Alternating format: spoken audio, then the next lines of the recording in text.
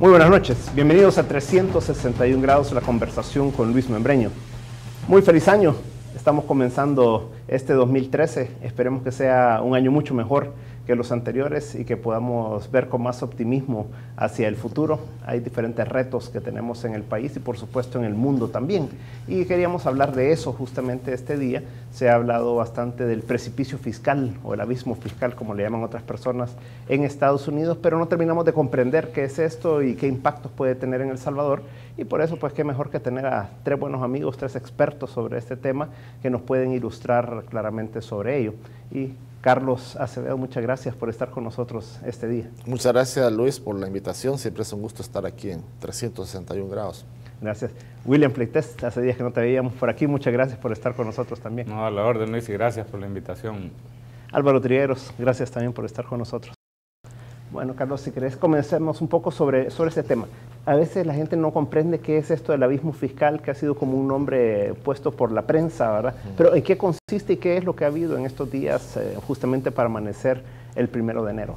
Bueno, efectivamente, como tú lo dices, este es un término con el que los medios de prensa se han referido desde hace ya varios meses a un conjunto de medidas automáticas que iban a entrar en vigencia a partir del 1 de enero de este año en Estados Unidos, un conjunto de medidas de recortes de gastos muy fuertes y de incrementos de impuestos o de reversión de exenciones temporales que se habían hecho en tiempos de Bush y que había mantenido la administración Obama.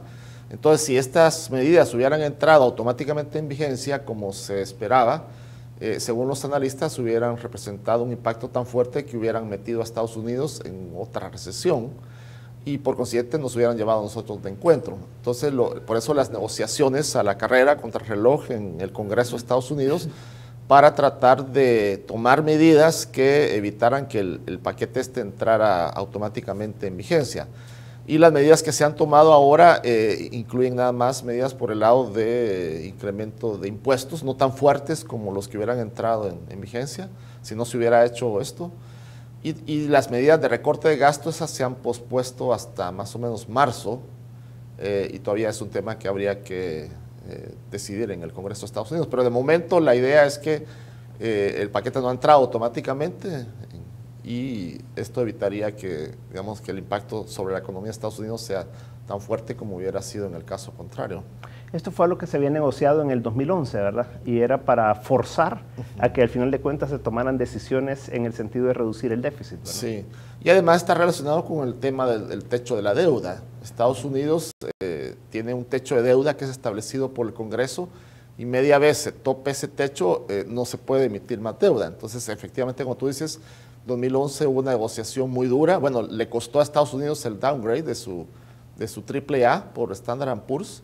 Aunque a final de cuentas en el último momento lograron subir el techo de la deuda, la situación fue tan crítica que Estados Unidos le bajó la calificación a Estados Unidos.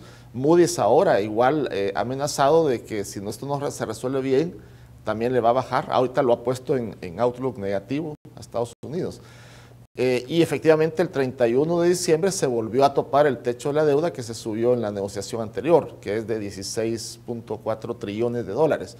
Y ahora el Tesoro está viendo cómo maneja los compromisos de pago de Estados Unidos, cree que puede hacer algunos malabarismos ahí para mantener la situación, digamos, hasta febrero, pero si no se sube el techo de la deuda de aquí a febrero, igual vamos a entrar en otro problema. Y con el agravante también de que el secretario del Tesoro, Tim Geithner, se va del puesto ahora a final, dentro de unas 2 o 3 semanas. Él ya lo había anunciado antes. El presidente Obama le pidió que se quedara para que dirigiera las negociaciones anteriores del 2011 y aceptó quedarse, pero ahorita parece que sí es definitiva la salida. Entonces él ha sido una pieza clave en las negociaciones y conocedor y experto de esto, con buenas relaciones con el Congreso. Entonces yo creo que eso también va a afectar las negociaciones que van a seguir para determinar, aumentar otra vez el techo de la deuda y terminar de arreglar lo del fiscal cliff.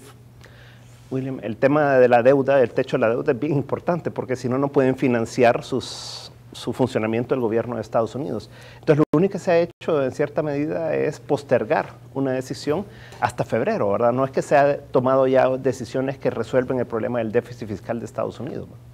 No, exactamente. Por eso es de que cuando se hace un balance de qué es lo que ha ocurrido hasta ahora, pues la mayoría de analistas coinciden en destacar que lo que ha habido, si se quiere, son como negociaciones parciales, pero que todavía hay grandes batallas hacia adelante en estas negociaciones, sobre todo pues cuando uno escucha a senadores o a congresistas republicanos que destacan pues que en realidad las batallas más duras son las que se avecinan principalmente relacionadas a dos temas, ¿verdad? Que son en efecto la elevación, en este caso por ejemplo del techo de endeudamiento, y por otro lado también la de la reducción de los gastos. La reforma propuesta por el presidente Obama estaba orientada pues a que en realidad se volvieran a subir las tasas, ¿verdad?, a los niveles que existían en la administración Clinton para todas las personas que tenían ingresos superiores a $250,000 por año.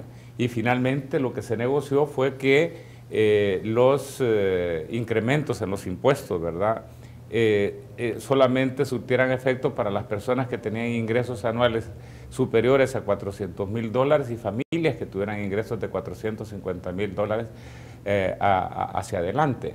En otras palabras, la expectativa del presidente Obama era que esta reforma tributaria, que como digo es básicamente volver a los niveles que se tenían en la administración Clinton, impactaran sobre el 2% de la población, ¿verdad? Pero como consecuencia pues de esa reducción del techo, entonces prácticamente pues se estima que va a ser menos alrededor del 0.6% de la población las que finalmente van a salir impactados. Ahora, Álvaro, el tema de fondo, por lo que se está haciendo todo esto, es por el déficit fiscal. Un déficit que en algunos años recientes ha llegado al 10% del PIB, ¿verdad? Ya que ha venido elevando significativamente el endeudamiento de Estados Unidos. Entonces, ¿cómo ves tú el futuro de ese déficit fiscal en Estados Unidos con estas medidas y cualquier otra que se pueda tomar en febrero o en cualquier otro momento posterior, ¿no? Sí. Bueno, yo lo que veo realmente es que lo que ocurrió con las negociaciones y los resultados que se tuvieron realmente son decepcionantes. Tanto los demócratas como los republicanos no están contentos con el resultado, pero eso no es lo importante. Lo importante es entender que el problema del déficit fiscal de Estados Unidos es un déficit fiscal estructural, donde los gastos, los compromisos de gasto, los beneficios que el gobierno ha ofrecido a su población son mucho mayores que los ingresos, y eso de una manera permanente. Mientras que la solución que se acordó esta semana, estos días, involucra nada más soluciones de corto plazo. Entonces no están resolviendo el problema fundamental de largo plazo, donde hay ciertos gastos que no tienen financiamiento. Los más grandes de estos son los gastos en salud, el programa que se conoce como Medicare, y los gastos de seguridad social.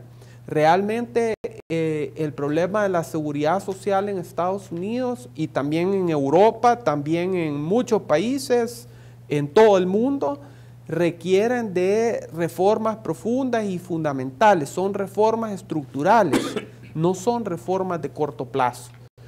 Entonces lo que ocurrió ahorita no resolvieron los problemas en los años anteriores, que se ha sabido que este problema existe, y hoy llegaron a una situación límite que tuvieron que llegar a arreglos a la medianoche, ¿verdad? Y lo mismo se ha estado haciendo en Europa.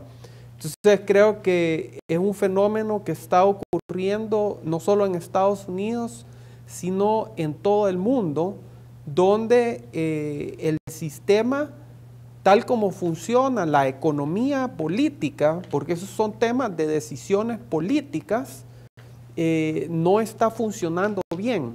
O sea, los incentivos políticos y los incentivos económicos no están alineados para tomar las mejores decisiones, que son decisiones difíciles, porque la cuestión se ha complicado bastante, porque el gasto público se ha convertido en una oferta de esas que te dicen compre hoy y pague después. Entonces es bien tentador agarrarlo hoy, ¿verdad? Como le ocurre a cualquiera en los almacenes, ¿verdad? Una televisión, un refrigerador.